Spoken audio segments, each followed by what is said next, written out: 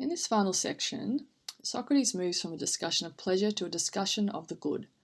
Now, after establishing quickly with Callicles in 499e that not all pleasant activities can be considered good, he determines that the good is not pleasure, but the thing that pleasure aims for.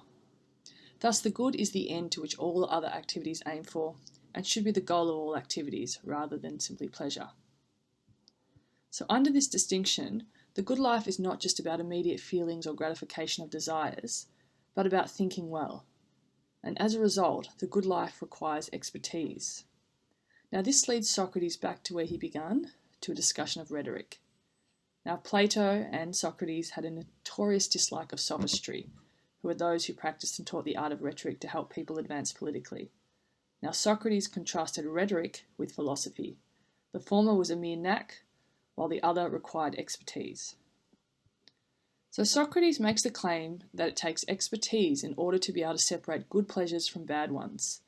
He really wants Callicles to consider the two lives on offer here, one of rhetorical practice and political training versus the philosophical life. So to do this, he considers in depth these two kinds of activities, knacks and those that require expertise. Now a knack is concerned with pleasure and only aims at immediate gratification.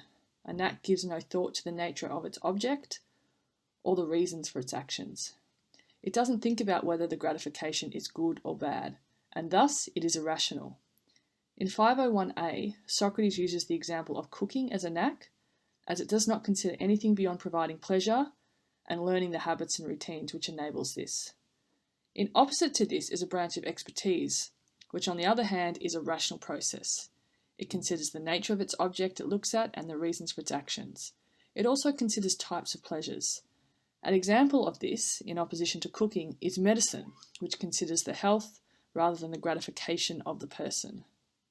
Now, in addition to medicine, Socrates places philosophy in the category of expertise, while he describes theatre, poetry, music, and rhetoric as mere knacks, as they seek only to evoke pleasure in others and not to cultivate goodness. Now, to justify his inclusion of rhetoric as a knack, Socrates makes a link between poetry and rhetoric. He says that poetry, stripped of its rhythm, metre, and music, is just words designed to please, which he argues essentially that's all rhetoric is. So in 502e, he provides examples of rhetoricians as popular orators who speak only to flatter or gratify their audience and are driven by private concerns, rather than concern for the welfare of the people they speak to.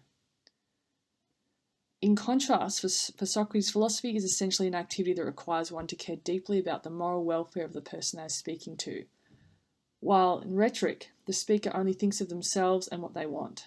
And for Socrates, this is the crucial moral difference. How can the practice of rhetoric lead one to a good life? According to him, it can't without philosophy. For rhetoric to be good, it needs to be devoted to the moral care of the listening citizen, even if these speeches with their high moral content makes people not enjoy listening to them. Now, of course, this is the complete opposite to what Callicles believes the purpose of rhetoric is.